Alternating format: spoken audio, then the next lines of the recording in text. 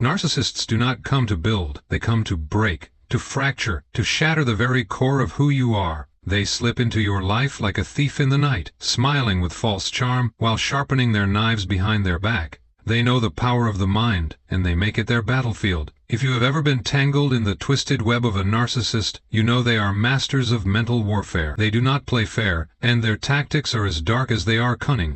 Gaslighting is a weapon wielded by narcissists with terrifying precision. It is not a simple act of lying, it is the intentional warping of your perception of reality. The narcissist does not merely deny the truth, they actively reconstruct it, crafting a false reality in which they are always the hero and you are always the villain. You may find yourself questioning your own memories, doubting your ability to think clearly, and wondering if your feelings are valid. This is not an accident. It is the design of a manipulative mind that thrives on control. Gaslighting is not a mistake, it is a strategy. Imagine confronting a narcissist about a hurtful comment they made. Rather than taking responsibility, they respond, "I never said that, you're just too sensitive." In a single breath they dismiss your feelings and undermine your perception. You replay the event over and over, trying to recall the exact words. Doubt seeps in like poison. Was it really said? Are you overreacting? The narcissist knows exactly what they are doing. By making you question your reality, they gain the upper hand, ensuring that your focus shifts from their behavior to your own confusion. Gaslighting is their way of deflecting blame while eroding your confidence. Over time, the effects of gaslighting accumulate. The once strong person you were begins to crumble under the weight of second-guessing. You hesitate to make decisions, fearing that you cannot trust your own judgment. You seek validation from the very person manipulating you, hoping they will grant you clarity. It becomes a vicious cycle. The more they distort, the more you depend on them for stability. Narcissists thrive in this imbalance. They build a reality where they are the unquestioned authority, and you are the unreliable witness of your own experiences. Gaslighting is a slow erosion, a steady chipping away of self-trust. It does not happen overnight. It unfolds in countless small moments, denied conversations, twisted truths, and intentional forgetfulness. The narcissist will insist that you are misremembering, exaggerating, or overreacting. They will weaponize your emotions, labeling you as unstable when you react to their lies. Over time, the lines between fact and fiction blur, leaving you wondering if you are the unstable one. This confusion serves their purpose. It keeps you questioning yourself, while they remain in control. Escaping gaslighting requires reclaiming your sense of reality. It means trusting your own mind again and recognizing that someone who loves you will not intentionally distort your perception of truth. The narcissist will never admit to their manipulation, they will never validate your experience, but the moment you begin to see through their tactics, the spell begins to break. Your awareness becomes a shield against their deception. You realize that the confusion was never yours. It was a cloak they wrapped around you to keep you blinded. Gaslighting is not a reflection of your instability, it is a reflection of their need for control. Projection is a twisted mirror that narcissists use to reflect their own flaws onto you. They accuse you of what they themselves are guilty of, skillfully shifting blame while avoiding accountability. It is a tactic designed to keep you off balance, questioning yourself while they remain safely hidden behind their accusations. In their world, if they are deceitful, they will accuse you of dishonesty. If they are selfish, they will call you self-centered. The irony is deliberate. By making you the villain, they can preserve their false image of superiority. The power of projection lies in its subtlety. When a narcissist accuses you of betrayal, you might initially be defensive, wondering how they could possibly think such a thing.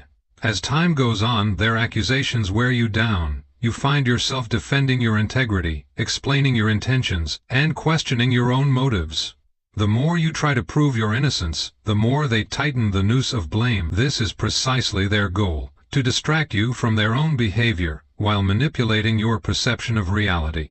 Projection is not just a defense mechanism, it is a deliberate weapon. Narcissists use it to divert attention from their own shortcomings and create a smokescreen of confusion. If they are lying, they will accuse you of deceit. If they are manipulating, they will claim that you are the one playing games. In their distorted logic, you are always the problem, never them.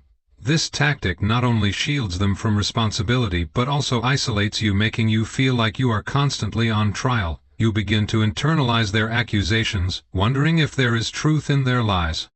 This psychological warfare can be devastating because it strikes at the heart of your self-worth. You start to doubt your own goodness, your intentions, your trustworthiness. The narcissist revels in this inner chaos, feeding off your insecurity while maintaining their false superiority. When confronted, they will often double down, using your confusion as evidence against you. See, you can't even think straight. You're the unstable one. The irony is suffocating. They accuse you of the very chaos they create. This is projection's most sinister power, making you believe their darkness is your own. To break free from the snare of projection, you must learn to separate their accusations from your truth. Recognize that their words are a reflection of their inner turmoil, not a judgment of your character. Hold on to your sense of self, knowing that you do not have to accept their misplaced blame. A narcissist will never take accountability. They cannot bear to see their own flaws. The more you see through their projections, the less power they have over you. Their accusations are not revelations, they are confessions, spoken through the voice of denial. Love bombing is the narcissist's opening act, a grand, dazzling display of affection that sweeps you off your feet. It feels like a dream come true, a whirlwind of admiration, attention, and validation. They make you feel like you are the most special person in the world. Compliments flow freely, gifts are given generously, and time together feels intense and exhilarating. You begin to believe that you have found someone who truly sees you, someone who values and cherishes you like no one else ever has. But this love bombing is not born of genuine affection. It is a calculated strategy designed to secure your devotion. At the height of love bombing, the narcissist creates a sense of dependency. They make you feel understood, desired, and irreplaceable. You become attached to the idealized version of them, the charming, attentive person they present themselves to be. Little do you know, this version of them is a carefully constructed mask. They study your vulnerabilities, your desires, and your insecurities, and they reflect back exactly what you need to see. It feels like a soulmate connection, but it is a mirage, one that will vanish as quickly as it appeared. The love they pour out is not a gift, it is bait. Once they have secured your loyalty, the devaluation begins. The compliments turn into criticisms, the admiration shifts to disdain, and the affection you once received is replaced by coldness. You find yourself desperately trying to regain the love and validation that flowed so freely before. You may believe that you have done something wrong, that you have fallen short of the idealized image they once painted of you. This is precisely what they want, to make you doubt yourself and strive for their approval. The contrast between the love bombing and the devaluation leaves you feeling disoriented, as if you are walking on unstable ground. In the devaluation phase, the narcissist may use subtle insults or backhanded compliments to undermine your self-esteem. They may compare you unfavorably to others or criticize you for the very qualities they once praised. They know which buttons to press, which wounds to reopen, and they do so with calculated precision. When you confront them, they may dismiss your feelings, accuse you of being overly sensitive, or blame you for their cruelty. The very person who once made you feel cherished now makes you feel inadequate. You find yourself questioning what happened to the person who seemed to adore you, wondering if you imagined the love they once expressed. The cycle of love bombing and devaluation creates a powerful emotional addiction. You cling to the memory of the initial affection, hoping that if you just try harder, the love bombing phase will return. You crave their validation, the high of their approval, yet you are left with the emptiness of their rejection. Narcissists are masters at controlling this cycle, pulling you close only to push you away again. This keeps you in a state of constant uncertainty, striving to win back the love they so readily offered before. It is a game you cannot win because it is designed to be unwinnable. To break free from this toxic cycle, you must recognize the manipulation for what it is. The person who showered you with love was a facade, a means to secure your loyalty and control. The devaluation is not a reflection of your worth, but a tactic to maintain power over you. True love does not fluctuate between idealization and contempt. It is steady, consistent, and based on mutual respect. When you see the pattern clearly, you can begin to reclaim your power, your self-worth, and your sense of reality. You deserve a love that builds you up, not one that breaks you down. Triangulation is a psychological tactic narcissists wield with calculated intention. It is the art of creating a triangle, where there should only be a line between two people, by introducing a third party to the dynamic. This third party can be a friend, a family member, an ex-partner, or even a stranger. The narcissist uses this method to maintain control, fuel jealousy, and manufacture rivalry. By creating a sense of competition, they keep you off balance, doubting your worth, and striving for their approval. It is a game of power, one in which the narcissist always holds the upper hand. In the beginning, triangulation may appear subtle. The narcissist might mention how an ex used to do things better, or comment on the attractiveness of someone else. These comparisons may seem minor, but they are intentional seeds planted to stir insecurity. Over time, the narcissist will increase the intensity, bringing this third party into more direct and visible scenarios. They may openly flirt, praise another person's qualities, or draw attention to someone else's admiration of them. They do this not because they care for the third party, but because they delight in watching the confusion and pain it causes you. Triangulation is designed to create instability. By making you feel that there is a constant competitor for their attention, the narcissist ensures you never feel secure. You find yourself questioning whether you are enough, whether you measure up to this third party who now occupies space in your relationship. This insecurity drives you to seek reassurance from the very person creating the doubt. The narcissist revels in this dependency. They become the source of your validation while simultaneously being the cause of your anxiety. This dynamic reinforces their control, keeping you in a perpetual state of uncertainty. Another element of triangulation is the use of third parties to manipulate perceptions. The narcissist may speak ill of you to others behind your back, portraying themselves as the victim while you become the antagonist. They may tell you that others agree with their criticisms, or that everyone else sees your flaws. This not only isolates you but also makes you question your own judgment.